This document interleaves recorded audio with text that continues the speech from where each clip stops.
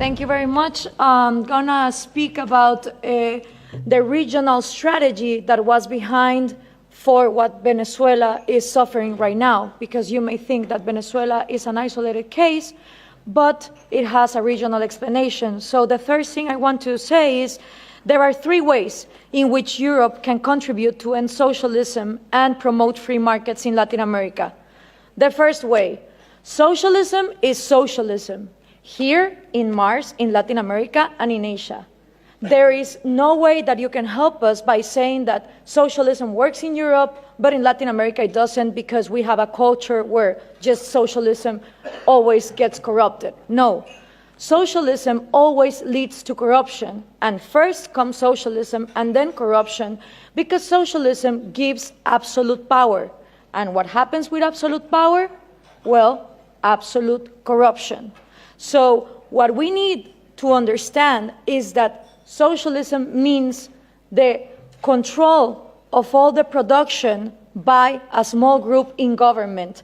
And that always leads to the same things: trade barriers, different rules giving privileges to some businessmen against other entrepreneurs that don't have those privileges, collectivism, crony capitalism, artificial oligopolies, insane labor regulations where the unions become way more exploitative to the employers than the people that are supposedly giving those jobs.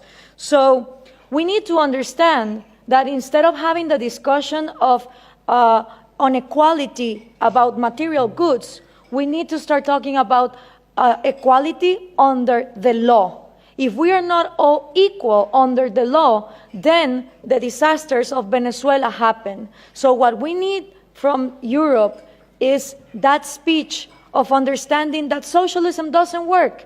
It didn't work in the Soviet Union, it didn't work in China, it didn't work in North Korea, it didn't work in Cuba, doesn't work in Venezuela, it wouldn't work in Mars. Because the way it is structured goes against human nature. It depends on humans not having rational behaviors for their own well-being. So that's the first thing. The second one that we need from Europe is the message that Scandinavia is not socialist. It is insane that these dictators like Hugo Chavez, Nicolás Maduro, Rafael Correa, Mujica, Lula da Silva, the Kirchners, they all portray Norway, Finland, Denmark, Sweden as the socialist paradise. And the worst thing of all is that if you ask 10 Latin American young people if Scandinavia is socialist, 9 of them will say you yes. And there are a lot of things that we should copy from Scandinavia, but socialism is not one of them. Scandinavia is always ranking on the top of the Index of Economic Freedom and Human Liberty that the Cato Institute is now measuring. So if there's one thing that we should copy from Scandinavia is property rights. It would be absolutely out of this planet to think that a Swedish major will wake up one morning and say, expropriate, nationalize your house. That just doesn't happen. So it is absolutely absurd that countries in Latin America that are in the low ranking of economic freedom portray Scandinavia as examples of socialism. But you know why this happens? Because the mixing of information also comes from Europe. Why? Because there's also this obsession with giving us aid instead of giving us trade.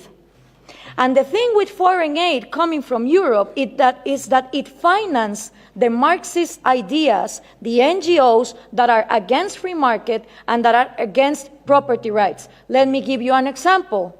Most of people in Finland and Norway have no idea that their taxes they pay go to foreign aid for a Guatemalan NGO that is led by an indigenous Marxist leader, Bernardo Caal, who uses that money to be against hydroelectric power. Being Norway one of the countries #1 in hydroelectric power, where no one would think to close down a hydroelectric industry, they give tax-paying money to people in Guatemala that close down hydroelectric power. So if we are obsessed with this foreign aid given to Marxist leaders that are against property rights, free market, and the Western way of life, then we're not gonna be able to prosper. And according to trade, the European Union is fixated that they should trade with Latin America in regions, in blocks. Well, that is just not possible, because the region that I come from, which is Central America, the 5 smallest countries of all our region, Guatemala, El Salvador, Nicaragua, Honduras, and Costa Rica, right now, 2 of them, Nicaragua and El Salvador, are ruled by socialism of the 21st century. So how can I negotiate as a bloc when I have 2 countries that are not willing to open to free trade? And for these 3 ways to work, you need to understand something about Latin America. I had 2 slides, 2 pictures, if we could put them on, please. The first thing is Latin America has always been ruled by dictators. Then Fidel Castro comes in, and he is successful in making a Marxist guerrilla. In the moment that Castro comes in and he makes a Marxist guerrilla, all the countries in Latin America start copying and pasting that model. You had Marxist guerrillas everywhere, Guatemala, Nicaragua, Peru, trying to do the same thing as Castro, financed by the Soviet Union and with the intelligence of Cuba. 1989 comes, the Soviet Union collapses, and the left Marxist wing of Latin America, the socialist sectors, they are in trouble, because now they don't have the money of the Soviet Union to keep on going with these violent guerrillas, but they still want to come to power. So what do? Well, Fidel Castro gathers together with Lula da Silva, and they form the first Forum of Sao Paulo. The Sao Paulo Forum is a parliament that every year gathers together to further on the socialist agenda. And they start working on 1990. In 1998, they put their first president, Hugo Chavez.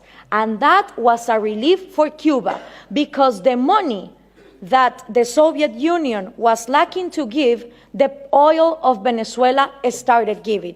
And now that the oil prices are coming down, they're hoping for Colombia to advance on the agenda to give FARC, the Marxist guerrilla drug dealer of Latin America, places in power. If this happens, we're going to have the first narco-socialist government, which will mean that the money of drugs, it's infinite.